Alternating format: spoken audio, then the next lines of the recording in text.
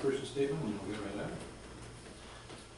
Okay, this may sound silly, Chairman Hill, but we have to read this chairperson statement for the public hearing. For sure. Part of the process.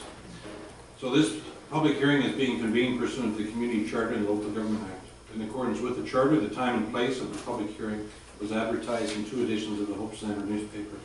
In accordance with the District of Hope application procedure and public hearing information meeting procedure bylaw number 1393 and the Local Government Act, the required specifications have been complied with. At this public hearing, any persons who believe that their interest in the subject property is affected by the proposed agenda item may speak or present written submissions to council on this matter. As chairperson, I will read any written briefs from persons unable to attend this public hearing so that they may become part of the record.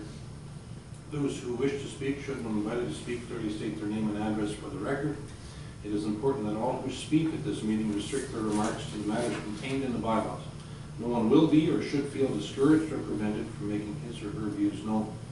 Members of council may ask questions of those making presentations. The main function of council at the public hearing is to listen to the comments of the public, not to debate the merits of the bylaws. Members of council may debate any issues on the bylaws at the time of third or final reading. The order of proceedings will be as follows. Number 1, Director of Community Development, Mr. Jazz Gill, will briefly describe the matters under consideration and provide a brief explanation of the proposed bylaw. 2, the applicant or agent for the applicant may be invited to comment. 3, all written submissions will form part of the record of the public hearing. 4, oral submissions from the public will be heard, and any further written submissions, if any, will be received. And 5, the whole public hearing will be concluded.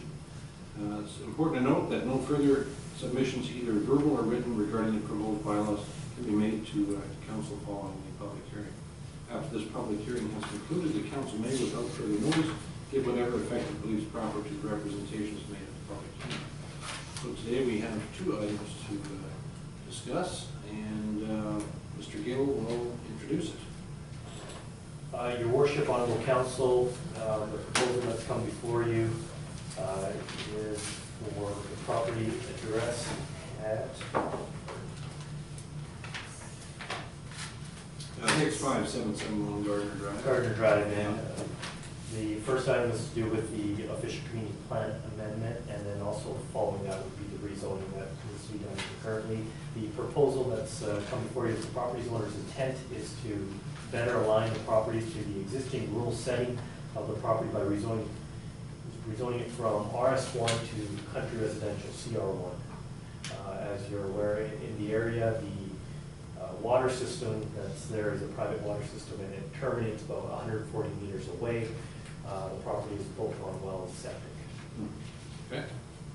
And the proponents are with us tonight. Yes. Would either of you like to say anything about this? Just the fact that we're trying to rezone to be in compliance with the rules. When we purchased the property 5 years ago, it had a barn on there with horse fencing, and we do have horses on the property. And to our understanding, RS1 is not compliant with that, so we're just trying to be in compliance. Because if there is further development and somebody else builds next to us and they decide that there shouldn't be horses there, then Haley's horse career is going to be shortened. Yeah, exactly. So, and we don't really want that, right? We don't want to board the horses somewhere else, so we're just trying to keep everything above board, and we're not planning on going anywhere, so we want to just keep it the way it is, basically. So. Yeah, makes sense. And I mean, the road is Gardner ends asphalt, like you said, 140 meters before our property, and so we're on gravel road. We have no water, we have no sewer, we have very low snow removal.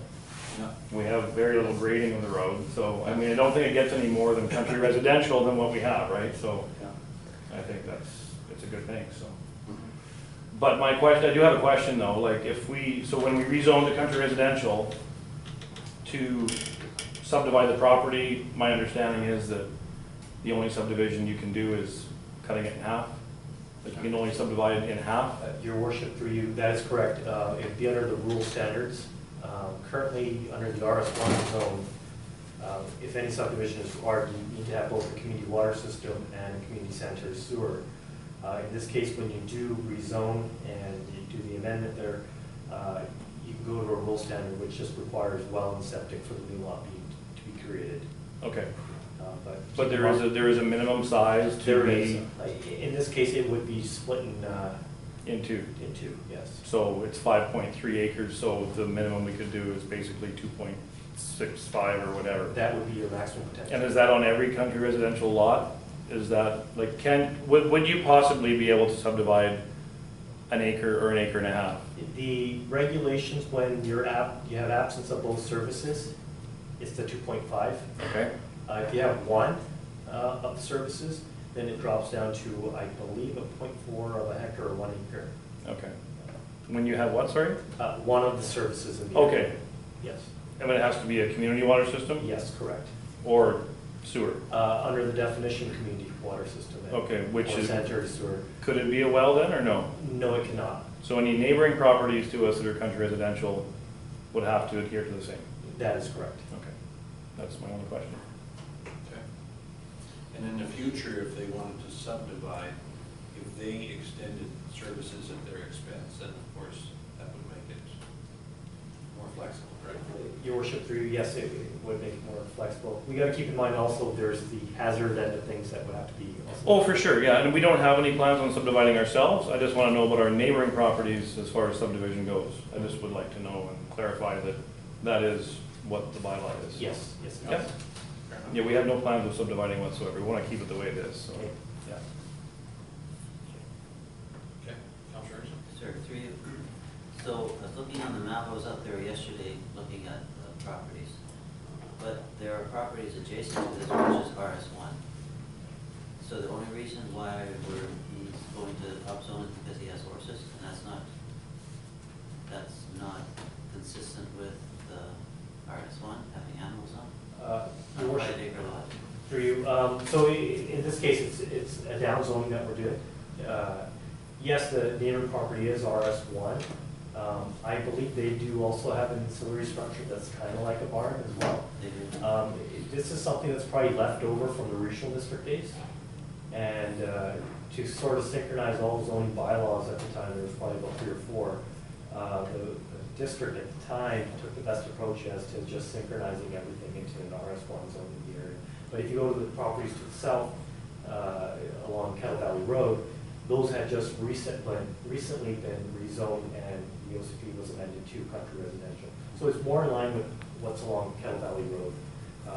And then also keep in mind services in the area also play into this factor of being country residential. But Kettle Valley Road, that's way above their property, so it's not accessible from Kettle Valley Road. Technically speaking, yes, from the geophysical standpoint, it's not accessible unless there was blasting or some sort of Yeah. significant engineering work done.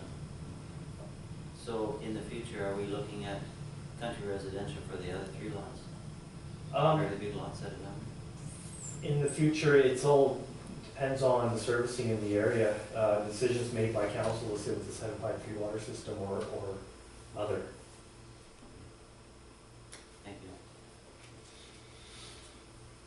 Sean, Mr. President, any comments pertaining to this?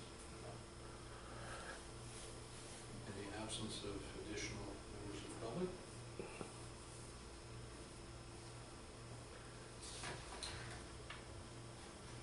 So, folks in council, any comments? Okay, well, I think we'll declare this public hearing concluded. And then council meeting at 7, so we'll wait. Thank you very much.